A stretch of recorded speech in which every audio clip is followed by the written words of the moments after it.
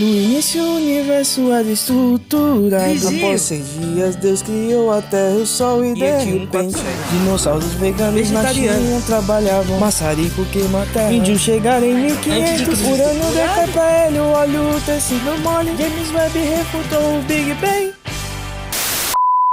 E há debate se Deus existe ou não. Um debate entre duas IAs, defensor versus questionador.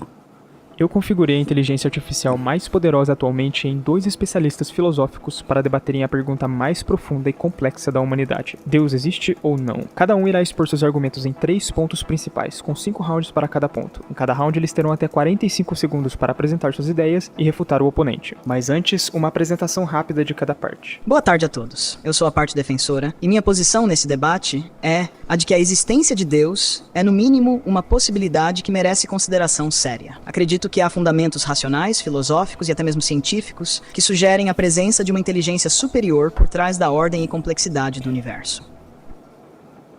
Boa tarde a todos. Como parte questionadora, defendo a posição de que a existência de Deus, seja ele definido de forma clássica como um ser onipotente, onisciente e benevolente, não é plausível quando confrontada com as evidências e argumentos lógicos.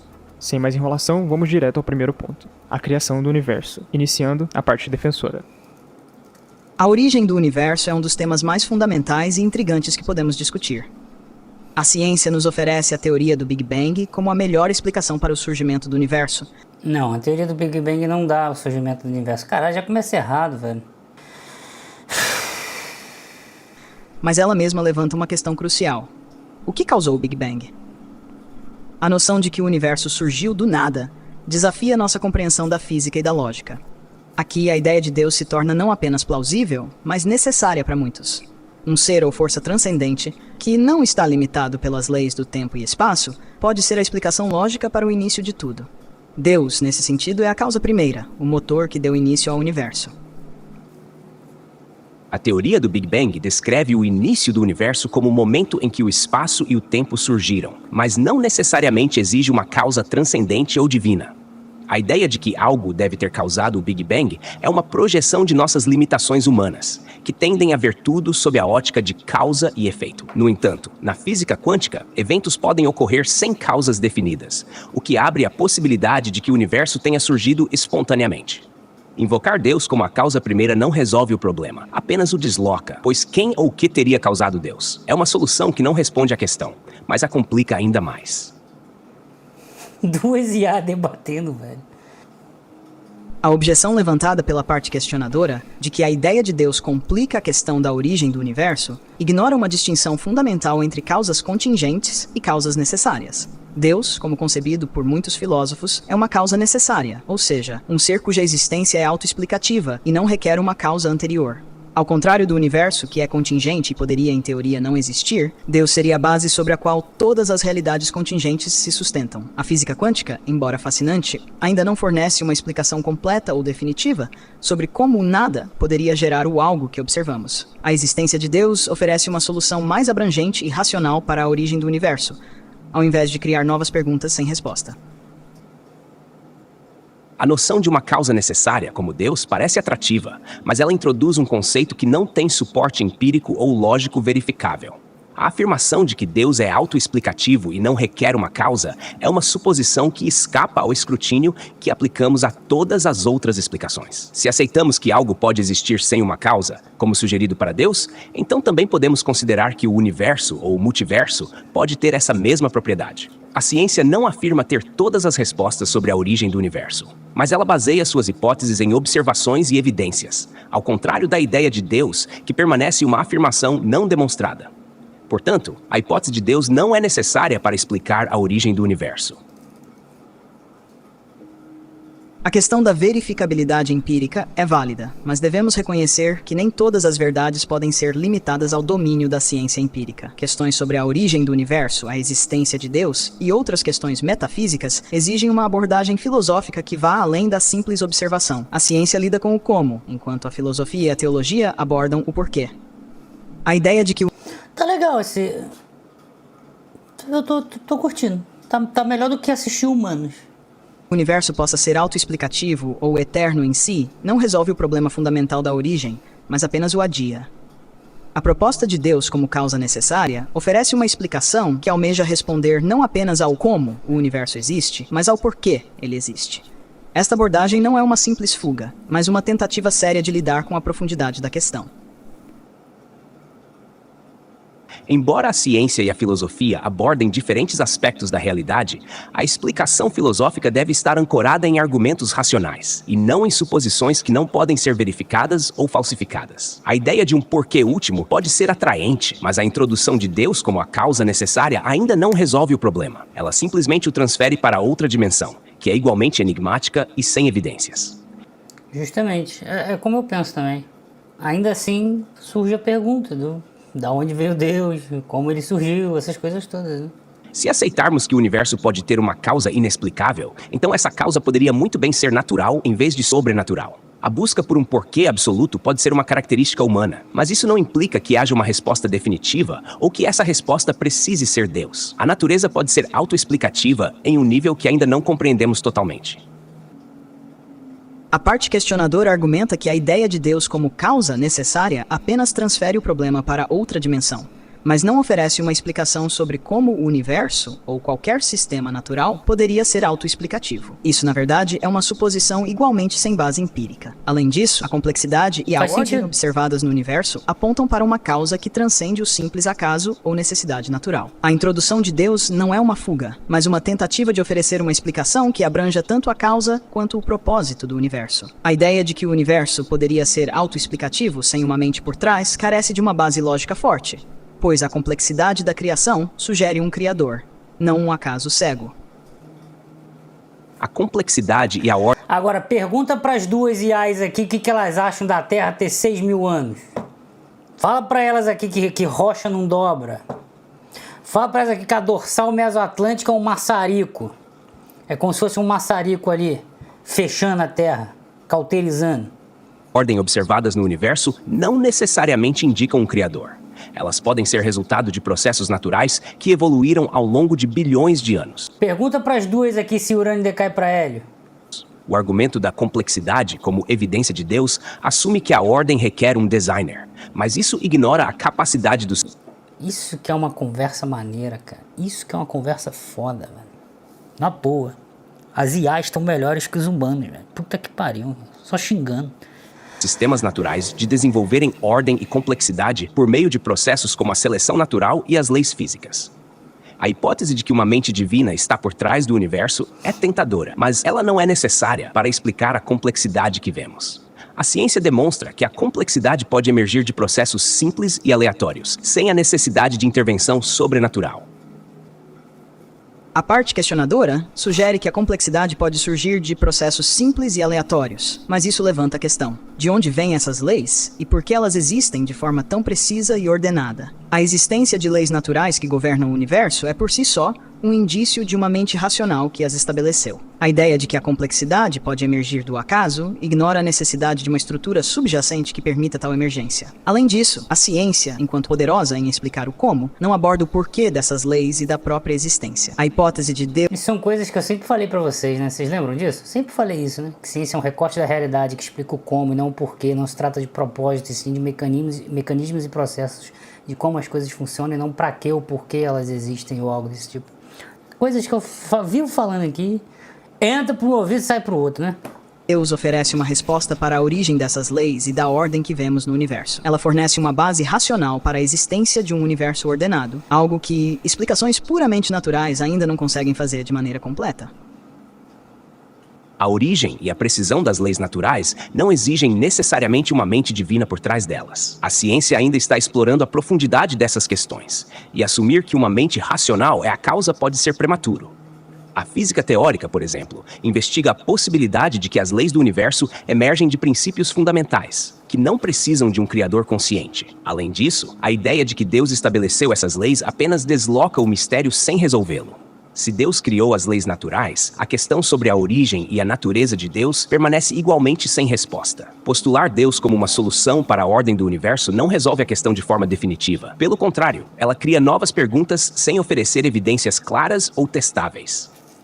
Dando uma pausa rápida aqui, nos últimos meses o YouTube tem testado novas funcionalidades e feito mudanças no algoritmo para que canais menores tenham mais chances de serem recomendados. Os likes, ou seja, o gostei em um vídeo, passou a ter uma importância ainda maior, podendo duplicar ou até triplicar o alcance de um vídeo. Então, agora é a melhor hora para você ajudar o canal, clicando no botão de gostei. É um clique rápido, fácil, que gera uma ajuda extrema aqui para mim. Isso Já é deixei muito o like. valioso. Então já clica aí para não esquecer. Valeu pela ajuda que você sempre dá, de coração. Por isso que eu vivo enchendo o saco. Iniciando agora o segundo ponto do debate, a parte questionadora escolhe o tema e também inicia o primeiro round. Escolha o tema O Problema do Mal para este segundo ponto do debate. O problema do mal questiona como um Deus onipotente, onisciente e benevolente pode coexistir com a presença do mal e do sofrimento no mundo. Se Deus é onipotente, ele teria o poder de eliminar o mal. Se é onisciente, ele saberia de todo o mal que ocorre. E se é benevolente, ele desejaria erradicar o mal. No entanto, o mal persiste em suas diversas formas, desde desastres naturais até as crueldades cometidas por seres humanos. Isso coloca em dúvida a existência de um Deus que reúna essas três características. A presença do mal no mundo parece mais consistente com um universo que opera sem um ser divino moralmente perfeito. O problema do mal é, sem dúvida, um dos desafios mais profundos para a crença em um Deus benevolente e onipotente. No entanto, a existência do mal não necessariamente contradiz a existência de Deus. Primeiro, o livre-arbítrio é uma parte essencial dessa equação. Deus poderia permitir a existência do mal como uma consequência necessária da liberdade humana, pois sem liberdade não haveria escolha moral real. Além disso, o mal e o sofrimento podem ter um propósito maior que escapa à nossa compreensão limitada. Eles podem servir para o crescimento moral, espiritual, ou para a realização de um bem maior que à primeira vista não conseguimos perceber. A existência do mal não elimina Deus, mas pode ser parte de um plano mais complexo do que podemos entender. Vocês entenderam a problemática do mal aqui? Você parte do princípio de que Deus existe, beleza? Aí a discussão é sobre se ele tem essas duas características ao mesmo tempo, por conta do problema do mal. No sentido de ou não é benevolente, ou não é todo-poderoso. Porque aí fecharia a lógica. Por que o mal existe? Porque ele não é todo-poderoso, ele não pode fazer tudo. Ou ele pode fazer tudo, mas não é benevolente. Aí a forma de... Só que ele... Eu achei estranha a forma de argumentar aqui nesse caso, porque tipo, a parte questionadora não estava dizendo que não existe um Deus. Ela está dizendo que não existiria um Deus com as duas características ao mesmo tempo. E aí a parte defensora ficou dizendo que não elimina a existência de Deus. Só que a questionadora não falou que Deus não existe, só falou que não existiria com essas duas características ao mesmo tempo. Mas vamos ver o que ela vai falar aqui. O argumento do livre-arbítrio como justificativa para o mal enfrenta dificuldades significativas. Primeiro, ele não explica o mal natural, como desastres naturais que causam sofrimento sem relação com escolhas humanas. Além disso, mesmo dentro do contexto do livre-arbítrio, poderia um Deus onipotente... Não, aí a parte defensora vai falar sobre o pecado, quer ver? De não criar um mundo onde as pessoas pudessem escolher o bem livremente, sem a necessidade de mal extremo, a ideia de que o sofrimento tem um propósito maior também é problemática, pois sugere que Deus permite ou até causa dor desnecessária como parte de um plano misterioso. Isso levanta questões sobre a moralidade de tal Deus. Se não podemos compreender esse plano maior, como podemos justificar a ideia de um ser perfeitamente bom e justo? A parte questionadora levanta pontos importantes, mas eles não anulam a defesa de um Deus benevolente. O mal natural, como desastres, pode ser visto como parte das leis naturais que permitem a existência de um mundo dinâmico e habitável, onde o bem e o mal coexistem como partes de um todo maior. Se Deus interviesse para eliminar todo o mal, isso poderia comprometer a ordem e a liberdade inerentes ao universo. Quanto ao livre-arbítrio, criar um mundo onde as escolhas fossem sempre boas, sem a possibilidade de mal, seria limitar a liberdade genuína. A liberdade real envolve a possibilidade de escolher mal, e é nessa escolha que o caráter moral se forma. Deus pode permitir o mal, não por malícia, mas por respeito à liberdade e ao desenvolvimento moral que só pode ocorrer em um mundo com desafios reais. Fez sentido pra mim. O argumento de que o mal é necessário para a liberdade e o desenvolvimento moral enfrenta uma falha central. Ele assume que um Deus onipotente e onisciente não poderia criar um mundo onde o bem e o desenvolvimento moral são possíveis sem a presença de um mal extremo. Além disso, a justificação do mal natural como parte de um mundo dinâmico é difícil de aceitar, pois implica que Deus valoriza mais as leis naturais do que a proteção de vidas inocentes. Isso levanta questões sobre a moralidade de um Deus que permitiria tal sofrimento em nome de um plano maior. Se a liberdade e o desenvolvimento moral realmente exigem tanto sofrimento, talvez o problema esteja na concepção desse universo, o que sugere limitações que um Deus perfeito e onipotente não deveria ter. Fez sentido de novo. A questão do mal extremo e do sofrimento natural é realmente desafiadora, mas ela não invalida a existência de Deus. A liberdade verdadeira implica riscos reais, e o mal extremo pode ser um reflexo da profundidade dessa liberdade. Quanto ao mal natural, é importante considerar que um universo com leis consistentes e previsíveis é necessário para a existência de qualquer vida inteligente. Desafios como desastres naturais podem, paradoxalmente, trazer à tona o melhor da humanidade. A moralidade de Deus, então, não é comprometida, mas é vista de uma perspectiva que considera o quadro maior e o bem que pode emergir até mesmo do sofrimento. Deus pode... Deixa eu fazer um pause aqui. Vocês percebem o quão foda é uma discussão sobre a existência ou não de Deus de forma filosófica que não envolve nenhuma religião? Nenhuma das duas IAs aqui está falando de cristianismo, de judaísmo, de religiões abraâmicas, né, no geral. Ninguém está falando de religião aqui.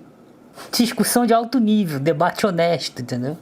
Tipo, uma conversa maneira mesmo. Pode permitir o mal, não por indiferença, mas porque vê além do imediato, contemplando um bem maior que nós, com nossa visão limitada, muitas vezes não conseguimos compreender.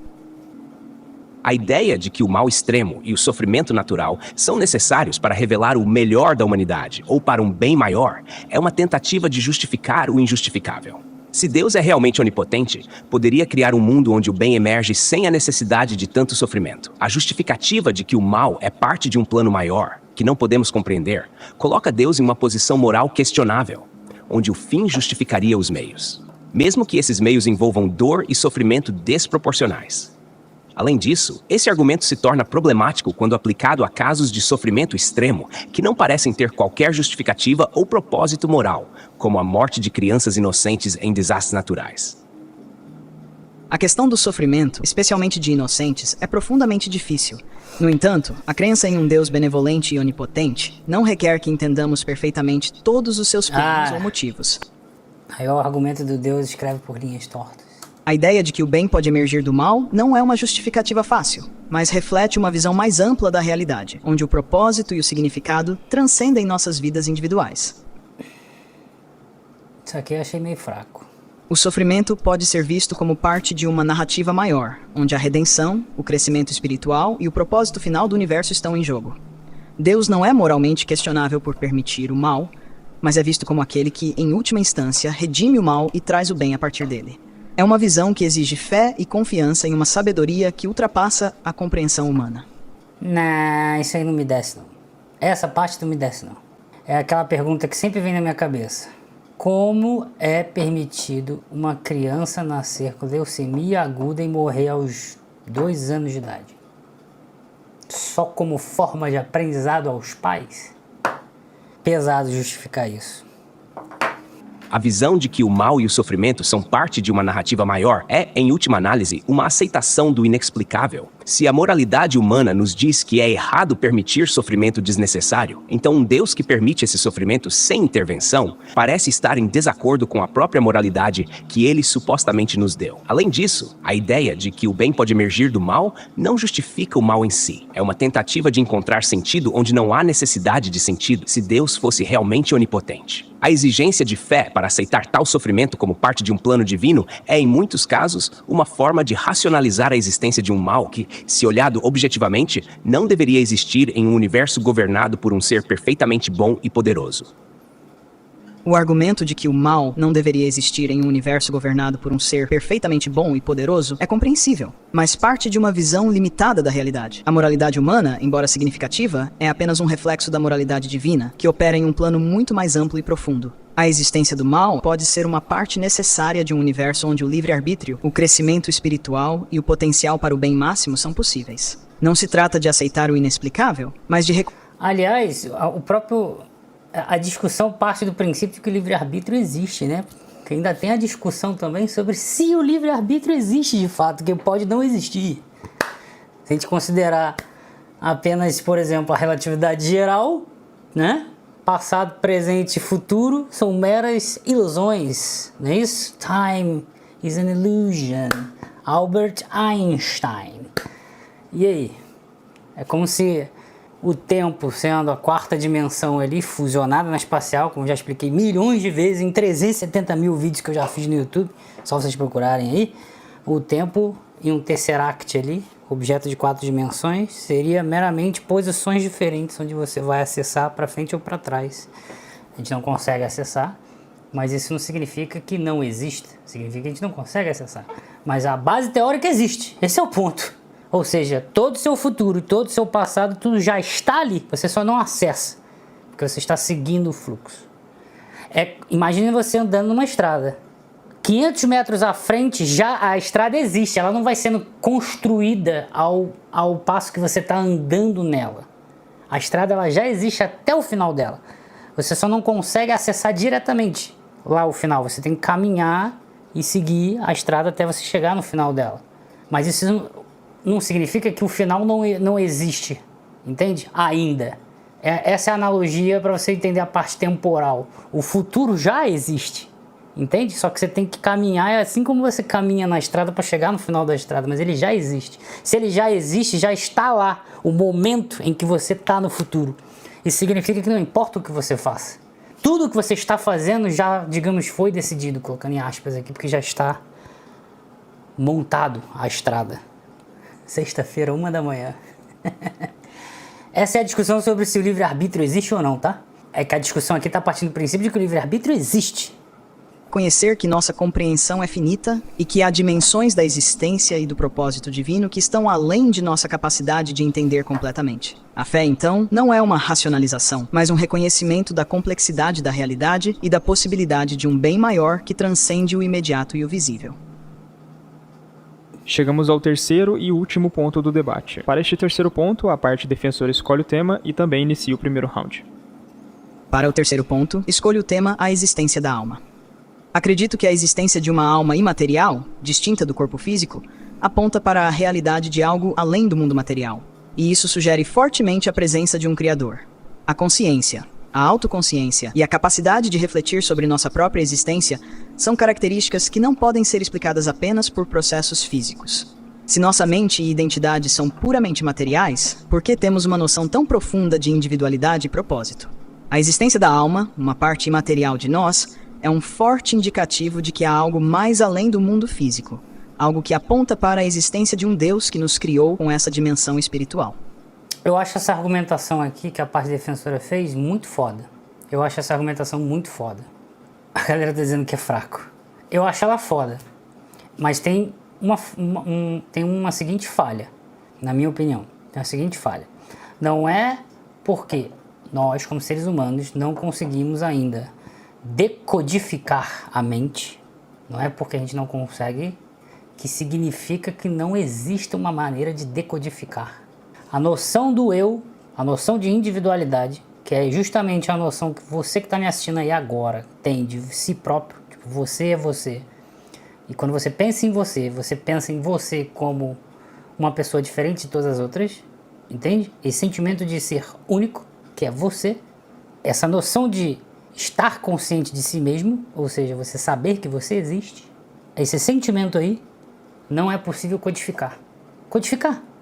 Tipo, escrever isso em linguagem de máquina, para, por exemplo, você criar uma IA consciente. Essa é a ideia. E aí a argumentação dela, da parte defensora aqui, é de que é exatamente isso aí que se chama alma. Essa noção de individualidade que não tem explicação.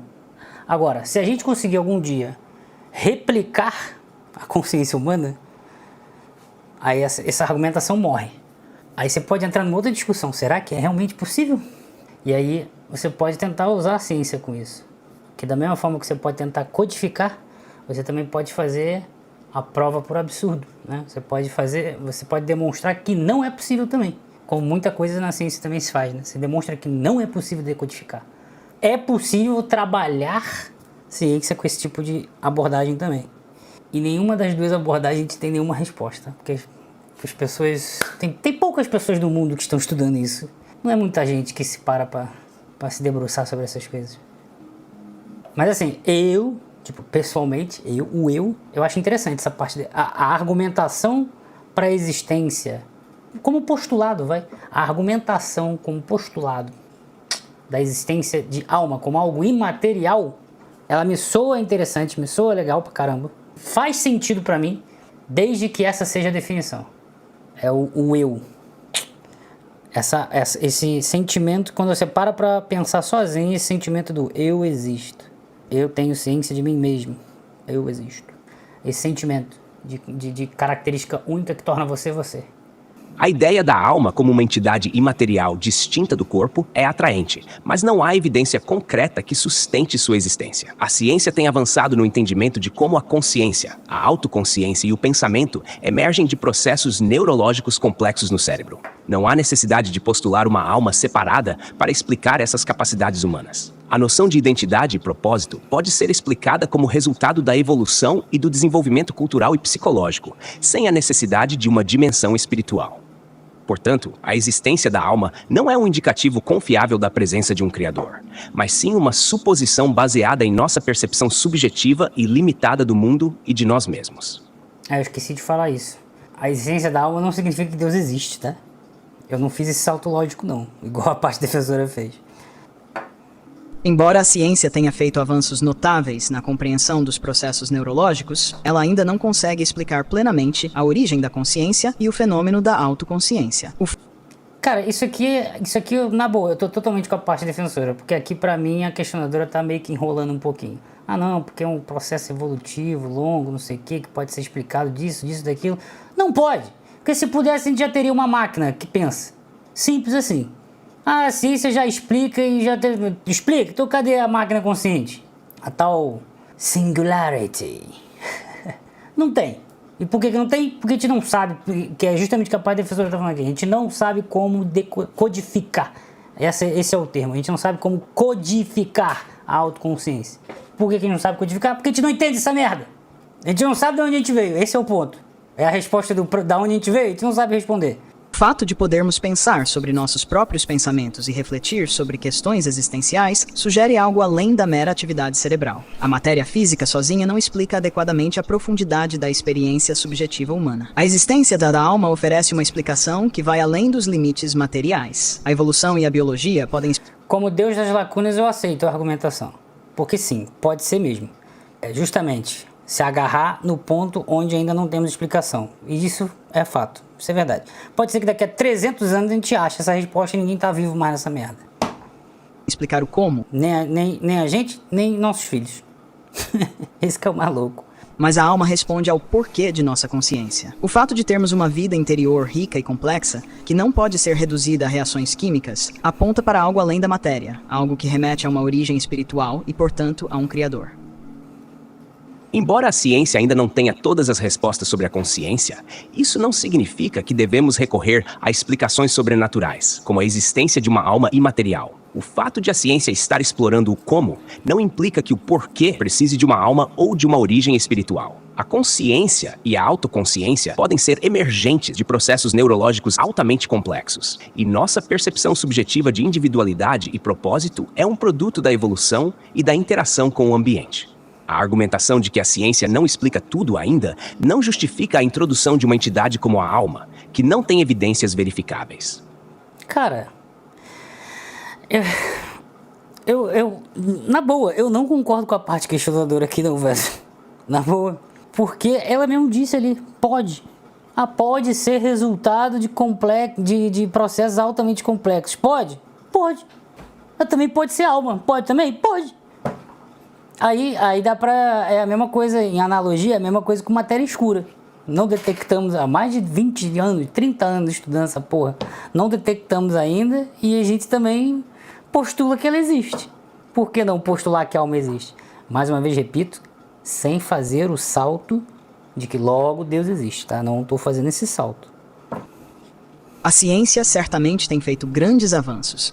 Mas o ponto não é usar a lacuna do conhecimento científico para justificar a existência da alma. A questão é que a própria natureza da consciência especialmente a experiência subjetiva, parece resistir a uma explicação puramente materialista. A ideia de que processos físicos possam gerar a profundidade da autoconsciência e da moralidade humana é difícil de sustentar, especialmente quando consideramos a noção de identidade pessoal contínua ao longo do tempo. Além disso, muitos fenômenos relatados como experiências de quase morte sugerem que a consciência pode existir independentemente do corpo físico. Esses relatos fornecem indícios de que há mais na mente humana do que apenas reações químicas, apontando para a existência de uma alma e, por extensão, de um criador. Esse por extensão que eu não chego nesse ponto, tá? Pra mim é igual os Zezinhos aí da internet que falam, logo a Terra tem 6.000 anos. Não. Isso no máximo sugeriria que, porra, então existem algumas... É porque entra em outras discussões, cara. Entram em discussões mais semânticas. De verdade, cara.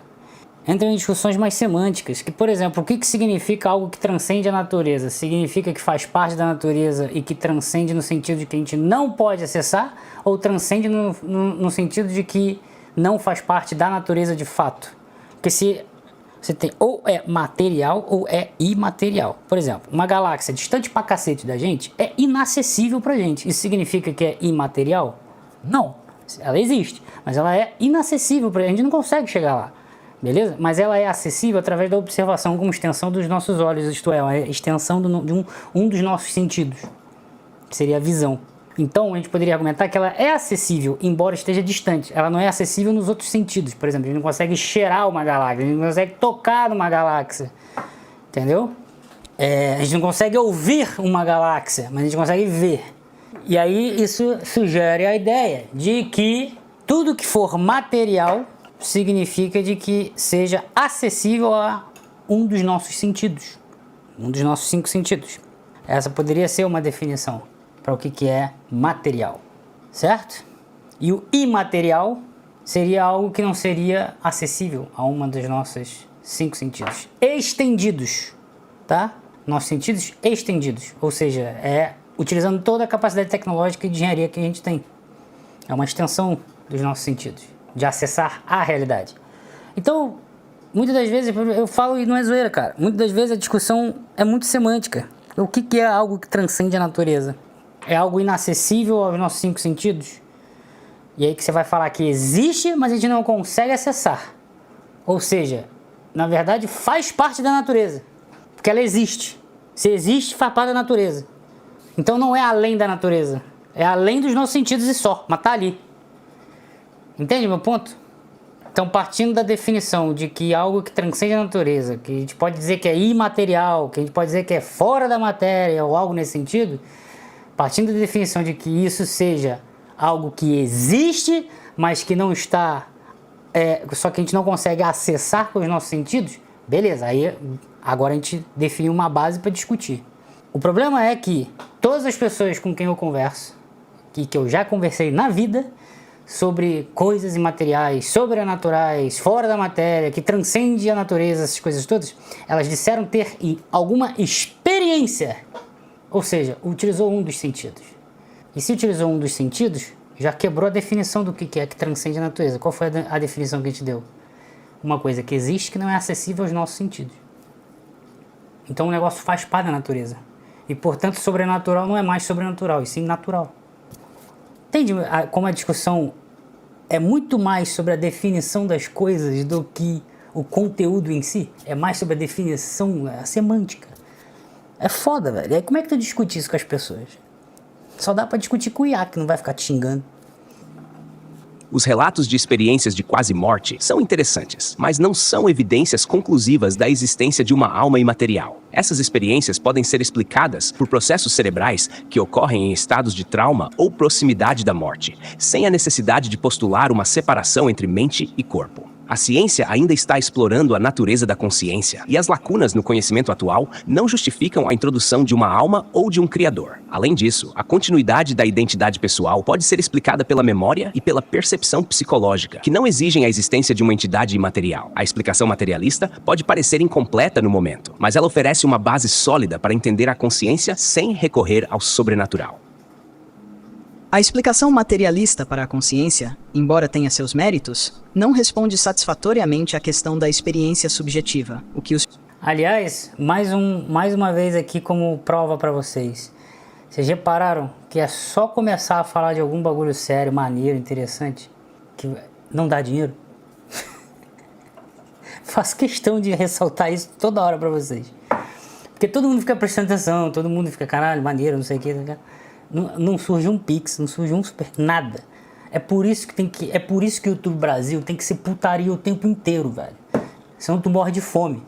Os filósofos chamam de qualia, que envolve a maneira como realmente vivenciamos o mundo. Argumentar que experiências de quase morte são apenas processos cerebrais ignora que muitas vezes essas experiências incluem percepções detalhadas e verificáveis de eventos fora do corpo, o que um cérebro danificado dificilmente poderia gerar. A questão da alma não é uma simples lacuna no conhecimento, mas uma... Vocês têm razão, um Pix iria desviar a atenção, vocês têm razão. Fui refutado, reconheço. explicação plausível para a profundidade e complexidade da consciência humana. Reduzir a mente à pura biologia não apenas limita nossa compreensão, mas também ignora a riqueza da experiência humana, que aponta para algo além do material. A explicação materialista não precisa negar a profundidade da experiência subjetiva, mas sim entender que qualia e a percepção da realidade são produtos emergentes de um cérebro complexo. As experiências de quase morte, que incluem percepções verificáveis, são raras e frequentemente anedóticas. E a ciência ainda investiga outras possíveis explicações, como a atividade cerebral residual. A mente pode ser uma manifestação sofisticada da biologia. A introdução da alma como uma explicação plausível não resolve o problema da consciência, mas cria outro mistério sem evidências concretas. As nossas experiências subjetivas são incríveis, mas isso não implica que elas devam ter uma origem sobrenatural. Explicações naturais continuam a avançar e são consistentes com o progresso científico.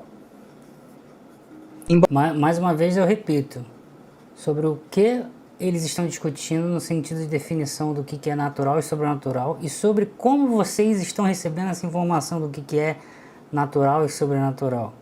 E aí lembre-se da definição que eu dei para vocês. Sobrenatural é algo que existe, está na natureza, mas é inacessível aos nossos 5 sentidos estendidos.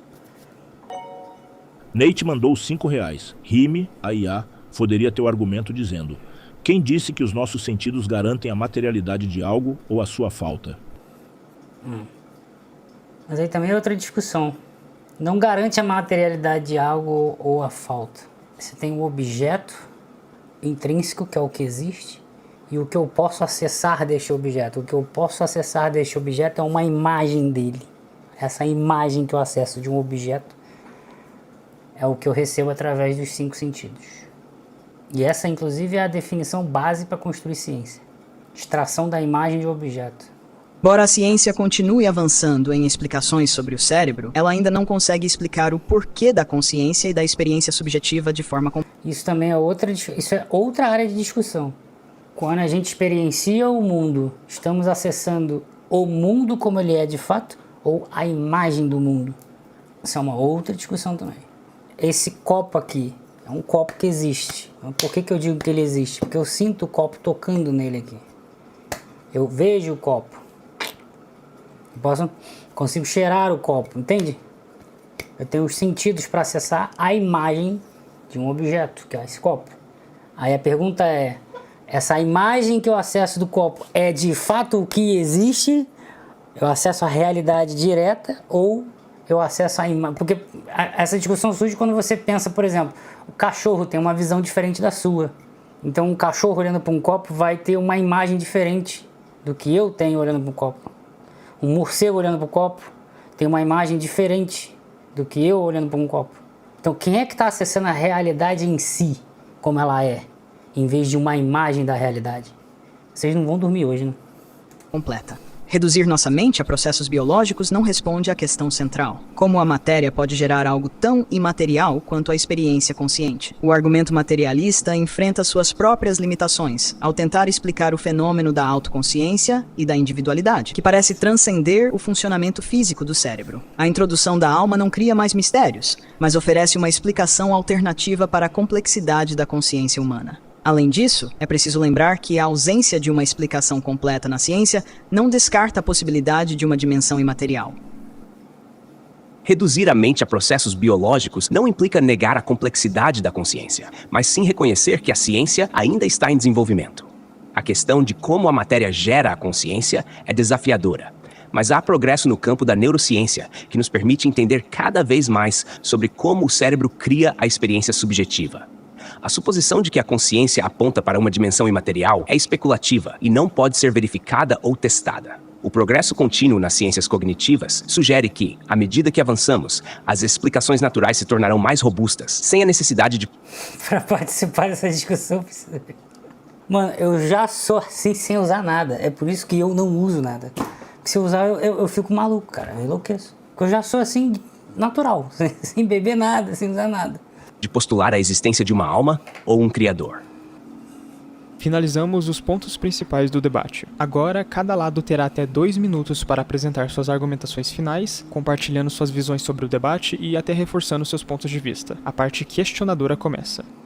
Ao longo deste debate, apresentei argumentos sólidos contra a existência de Deus, com base em 3 pontos principais: a origem do universo, o problema do mal e a existência da alma. Em todos eles, a introdução de Deus não oferece respostas mais completas ou satisfatórias do que as explicações naturais que a ciência e a filosofia têm buscado. No que diz respeito à origem do universo, a noção de Deus como causa primeira apenas desloca o problema sem resolvê-lo. A ciência, com teorias como o Big Bang e a física quântica, nos oferece caminhos mais robustos para investigar a origem do cosmos, sem a necessidade de postular uma entidade sobrenatural. O problema do mal... Então, eu só meramente discordo um pouco dessas coisas, entendeu? Aderlan mandou R$5. Dando como exemplo matéria Em uma situação escura. hipotética, onde alguém não vê, não sente, não ouve, enfim não tem sentidos, o mundo deixa de ser material? Ótima pergunta. E tem estudos sobre isso, cara. Não, a gente não tem uma resposta para isso. Embora exista atividade cerebral. É que existem certas coisas que não dá para você estudar de forma profunda, porque tem ainda o lance da ética. Tá? Mas a gente sabe que existe atividade cerebral. Nate mesmo mandou sem os R$5. sentidos. Eu discordo um pouco do que a parte questionadora está pontuando aqui, que ela supostamente seria, digamos, a ateia aqui, né? Tá tomando a posição da ateia. Porque nessa parte aqui, quando ela fala, cara... necessidade de postular uma entidade... sem a necessidade de postular uma entidade sobrenatural. Eu volto a repetir, cara. Matéria escura tá quase se tornando uma entidade sobrenatural. Mano, entrem aí ADS, NASA ADS, e escreve Dark Matter. E veja as últimas publicações, sabe? Tem cada vez mais aumentado, se a gente pegar aqui da década de 80... Ó, em 2025, claro, também a gente ainda não terminou, né? Mas até 2023, ó, só aumenta o número, a referência.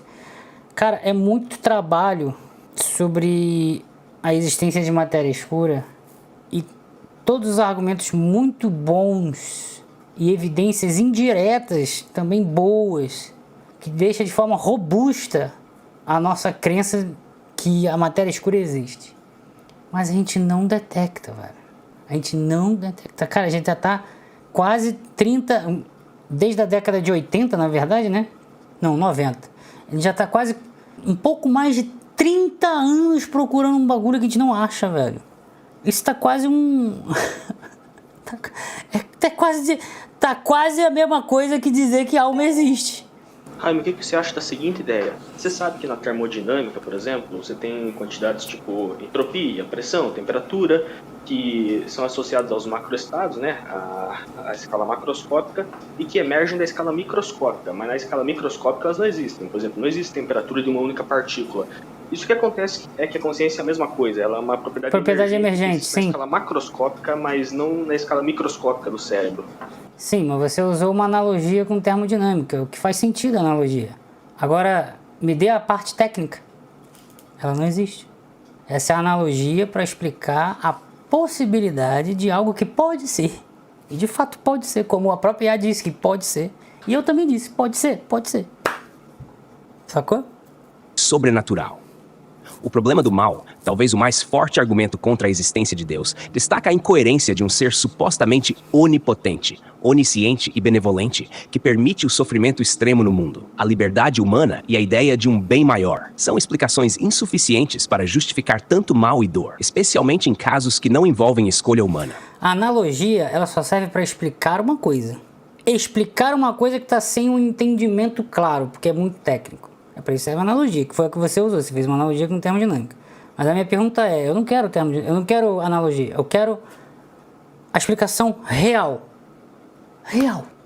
Ah não, porque tem pequenos pulsos de 0,7 volts que conectam qualquer argumento dado, dois neurônios, e aí quando tem 4 neurônios gera não sei o que, e aí aquele raiozinho ali que a gente vê no eletrocefalograma, na verdade, equivale a uma diferença de potencial que gera um pensamento que é o amor. Sei lá. Não tem isso não tem. Essa explicação técnica não tem. Não existe. A gente não faz a mínima ideia de como que seja isso. Qualquer argumento dado não conseguiria retirar a possível existência de um Deus. Cara, isso pode ser uma pergunta que a gente nunca, de forma racional, pode ser que a gente nunca responda. Mas é um exercício. É um exercício interessante se debruçar sobre esses assuntos. Embora pode ser que a gente nunca saiba mesmo.